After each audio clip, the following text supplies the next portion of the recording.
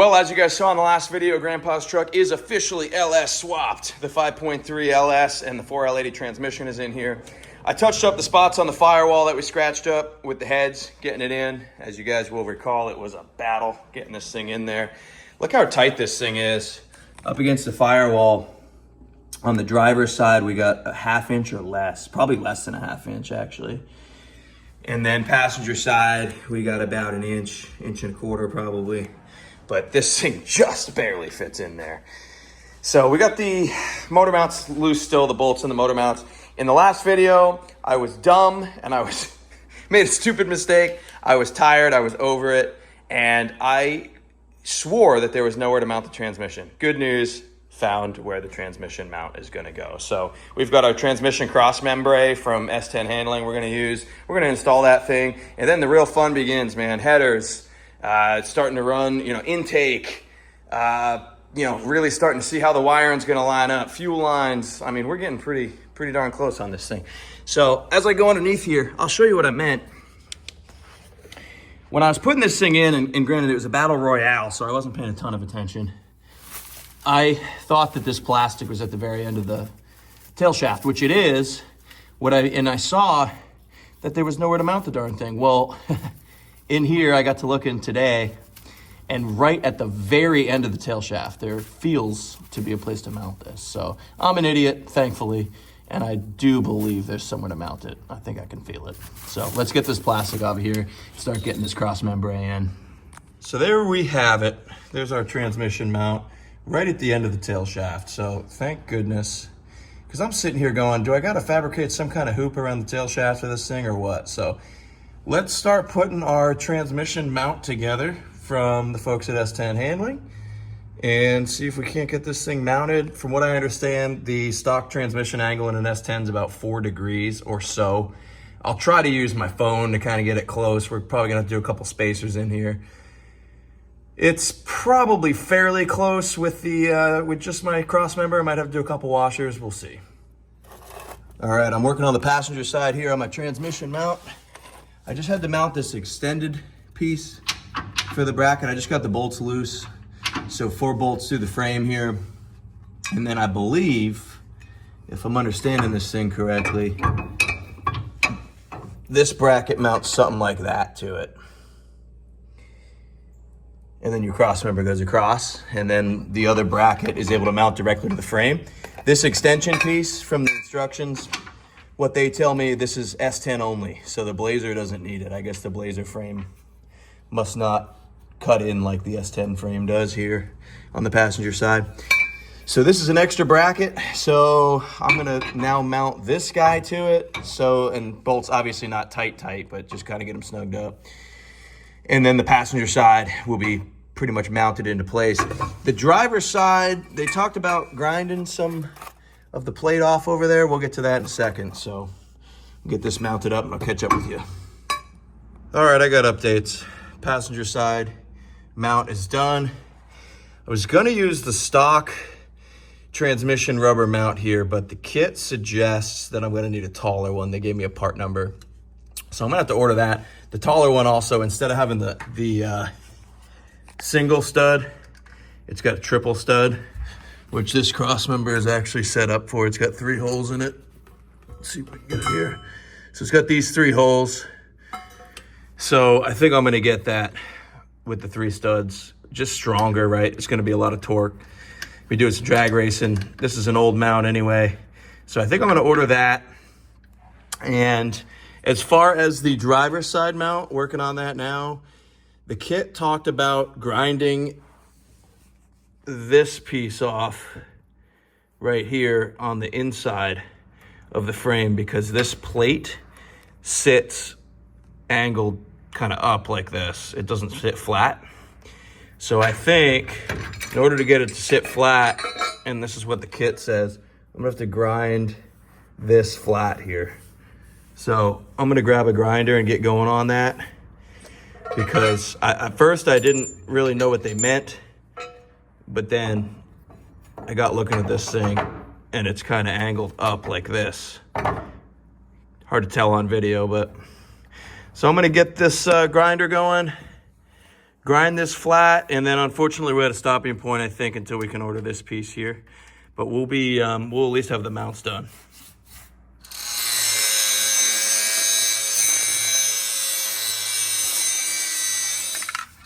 All right, after 61 months of grinding, I believe I've got this ground down enough to where the mount will sit flush on it. So I'm gonna hit it with a spritz of Rebuild Black.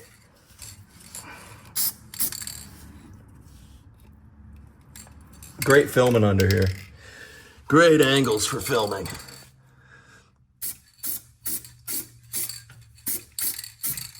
Ugh. All right. Let's get that other mount on here. All right, we got the whole setup loosely mocked up. We are gonna need that taller transmission mount, I think. The transmission probably should come down just a hair. I gotta get the angle. It should be about 4 degrees tilted back. So I gotta measure the angle, but I'm guessing it's gonna come down some, and that mount is 1 inch and 15/16, where this mount is like 1.5 inches. So we definitely are gonna wanna get that mount. All right, I'm back. I got me a transmission mount and some washers if we need to space it. We'll see how it looks. Like I said, this transmission is going to be about a 4-degree angle. Is what it's supposed to be. So we'll see. Put the mount in. It's nice. It mounts in 3 different places, which mates right up to the 3 slots in the cross member here. And it's got some adjustability side to side. So we're gonna pull this stock mount out, mount this in, and then put the cross membre back in. I pulled it out, and that transmission will be mounted, and we can start doing some fun stuff. All right, we got our new mount bolted. In order to get the transmission over enough for those bolts to line up, had to actually use a spreader. I had to go out to Home Depot, buy this thing. It's a 300 pounds of spreading force. And I just went from the frame to the tail shaft here. And it barely had enough to get it done. But we're good, both bolts are in. Now we can start tightening up bolts for our mount and all the bolts on the cross member. So I won't, I'm not gonna film all that, but we're gonna tighten all these bolts up, and then we can go up top, start doing some fun stuff. All right, just like that, our Jake's Performance 4L80 is cross-membered. So she's all mounted up. Got the motor mounts tight as well on both sides. So this thing is ready to rock and roll. Let's put the intake on there, see how that fits. I still need to be able to get to the steam vents on the back. Hopefully I can still get to them with the intake on, because I still got to do the steam vent kit, because, you know, LS things. So we'll see. I also think, I was looking at this thing, and I think the bungee cord I used when I put the motor in to keep it straight has dug into the front main seal. The bottom portion of the front main is pushed a little bit more in than the top is. Hard to see on camera, but I might have to do a front main seal. Not a big deal. Obviously you can get to everything the way it is right now. But I want to put the intake on, put the spark plugs in, start fitting headers up, and do some fun stuff. You know, we can even start running fuel lines. If we get the intake and the injectors all mounted up, we'll start doing fuel lines as well, kind of see how that's gonna mock up.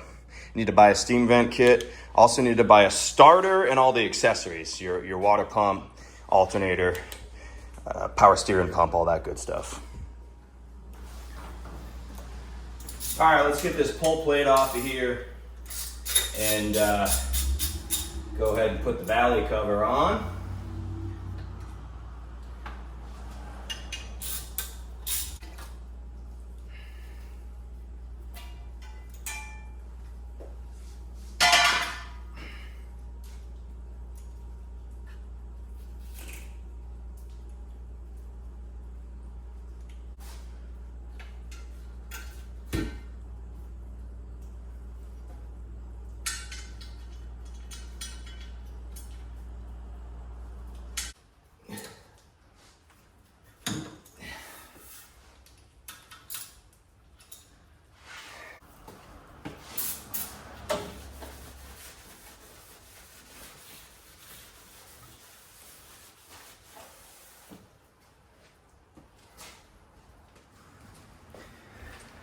All right, now we're getting the big dog intake ready. This thing's a monster. That's some horsepower. So working the O-rings into the grooves on the intake. Then we'll pop this bad Larry on.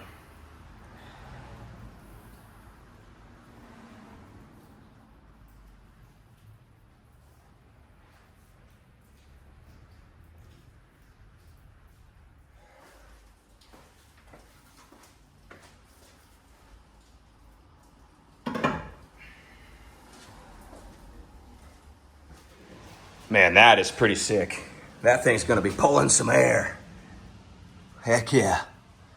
Let's get some ports in the back. I got some plugs. I was wondering what these plugs were for. Okay, there's 2 plugs. There's 3 holes. Got to figure out what those are for. But that looks pretty sweet, man. Heck yeah. All right, let's look at injectors, fuel rails, and headers. All right, we got our headers laid out. Got our ARP hardware for them. Everything I read said that the hardware is the wrong size. So we still do need this hardware for the collectors. But we went with the cheap Chinese shorty headers. Everything I've read, they work pretty sweet. And you don't have to modify, supposedly you don't have to modify steering shaft and all that good stuff. I don't know though, that is gonna be tight. But we'll just have to see. This side's gonna be no issue at all, but that's gonna be interesting on this side. Well, having a heck of a time getting the driver's side header in. I had to unhook the steering shaft, and even with the steering shaft unhooked, we're having clearance issues down here. There's some more lip. I don't know if you guys remember when I bent the lip out of the way so the bell housing could clear. I wish before I put the motor in I'd known, and I thought ahead to bend the rest of that lip up on the right-hand side of the driver's side over here. So I tried to get a hammer in there and I can't really get a good enough swing on it. So I think I'm gonna take my Dremel and cut a notch out of that. It's like the pinch welded lip that comes down from the firewall. So I'm gonna have to cut that to clear the header through. And then I think the header will clear. Don't know about what we're gonna do about the steering shaft. I'm not sure if that'll go back on once the header's on there. I guess we'll just have to see. Man, we are having all kinds of header fitment issues. So obviously we're fighting the driver's side. I thought passenger side would be pretty easy, but we can't get enough lift on the back of these things to get this, enough drop. It's got to go down some more, and it is wedged up against the frame down here. So, not sure what we're gonna do here. I guess I could take the collector off and get the header at least bolted to the motor. And then maybe have to custom fab something for the collector. I think that might be what I do. At least I can then get the driver's side or the passenger side on. Not sure if taking the collector off will allow me to get that side on as well. We'll have to see. But I think that's what I'm gonna do is just pull the collectors off, and then I may just have to bring it to a muffler shop or something and have them custom weld me some collectors and put a bung in them for the O2 sensors. So that's what we're gonna try. We're also gonna try to tackle fuel rails. All right, passenger side headers are on. Still no idea what I'm gonna do for collectors, something custom. I got the Sparky Poos in there, the old TR55 V-Power NGKs. Driver's side, still got some work to do on this header, some fabrication, some firewall adjustments I still gotta make. So I'm gonna probably call it for now on the headers, see if I can get the fuel rails on here. All right, I got my O-rings all greased up on both sides of my injectors here. And see if we can't pop these fuel rails on real quick. Not sure, I don't think these came with hardware. Oh, they did, sweet. All right, I got these little clampy doodabs mounted to hold the fuel rails. So I guess we just throw our injectors in the fuel rail, pop it on there, throw a bolt through the clampies, and that'll set up about like that. Okay.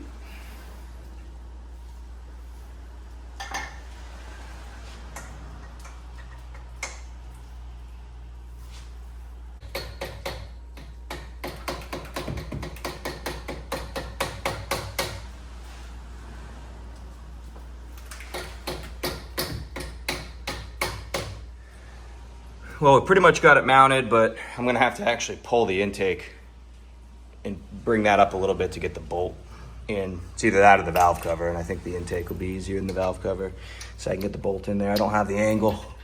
Could I do it from this side? Could I flip these around? Nope. All right, should have put these fuel rails on the intake before I installed the intake. Well, note to self, next time do it that way.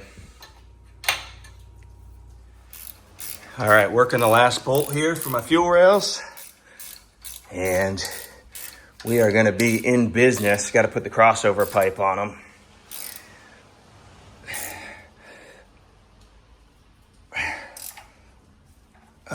Or do I want to do that yet? Maybe not, because I still got to do my steam vent. Yeah, and that steam vent's going to be a little bit difficult to get to with the intake on, or with the crossover on the back. It'd be almost impossible. So we're going to wait on the crossover pipe. All right, we got a boatload done today. We got passenger side header on, dipstick tube is in, fuel rails are on, intake is on, throttle body is on, transmission cross member is done. Got a lot of thinking to do on this side here. Driver's side headers fitment is awful. Not sure how I'm gonna get the steering shaft to clear it. It's way off. Not sure. I got some more adjustment I can do on the firewall. Not as big of a deal. We'll see.